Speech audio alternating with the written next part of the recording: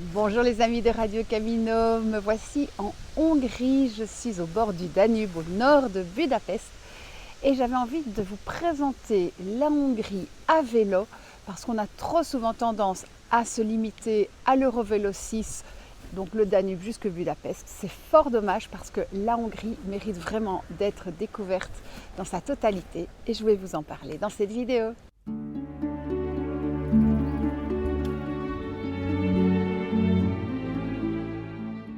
J'avais, c'est vrai, quelques clichés sur la Hongrie. On m'avait dit que c'était tout plat, que les gens n'étaient pas très accueillants, qu'il faisait très très chaud en été. Eh bien en fait, en arrivant dans le pays par la Slovénie, c'est-à-dire par l'ouest, je n'ai rien vu de tout ça. C'est d'abord un pays qui est assez vallonné, mais assez doux comme relief, donc très très agréable à vélo.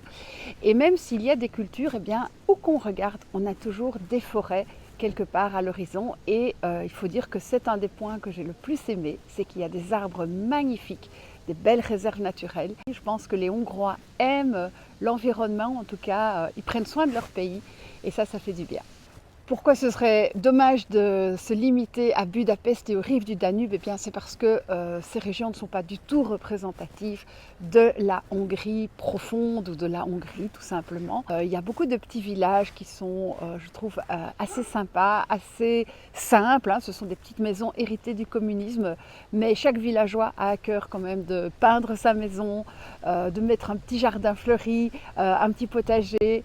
On est aussi dans un pays qui a encore un certain art de vivre où les gens sortent le soir, se baladent dans les rues, les enfants jouent dehors. Il y a une vraie douceur dans ce pays, une certaine paix et ça m'a frappée dès mes premiers pas dans le pays. Au niveau du vélo, eh bien, d'abord le relief de la Hongrie se prête particulièrement à ce sport puisqu'on a dans un relief assez plat avec des jolies petites collines. On a également un bon aménagement cyclable. Alors il y a beaucoup de pistes cyclables. Il y a évidemment l'Eurovélo 6 magnifiquement équipé le long du Danube. Attention, pas toujours des pistes dans cet état-là, mais en gros bien aménagé.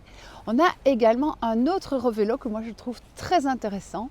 C'est l'Eurovélo 14 qui vient d'Autriche et qui va traverser la Hongrie d'ouest en est en passant par le lac Balaton. Ça va vous permettre de suivre le lac Balaton sur une centaine de kilomètres.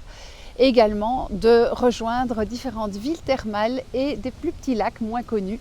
C'est un véloroute donc sur le thème des rivières, des lacs et des sources thermales. Et donc il est vraiment intéressant puisqu'il vous permettra d'aller pratiquement jusqu'en Roumanie. Mais vous pouvez bien entendu également prendre le chemin que vous avez envie. Alors je vous conseille les petites routes, pas bien sûr les nationales. Les automobilistes hongrois sont très prudents, ils roulent assez vite mais ils vont vous dépasser toujours à 1,50 m de distance, donc c'est assez rassurant. Et à part dans les grosses villes, ben vraiment vous pouvez rouler tranquillement dans toute la Hongrie et ça c'est un plus indéniable.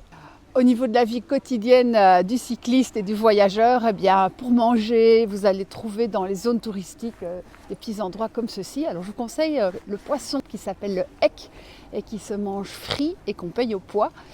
Sinon, vous pouvez faire vos emplettes dans les petites épiceries de village. Elles sont souvent moins chères que les supermarchés. Dans les boulangeries où le pain est très très bon. Et puis, vous pouvez bien sûr aller boire un café, une bière et du vin de Hongrie.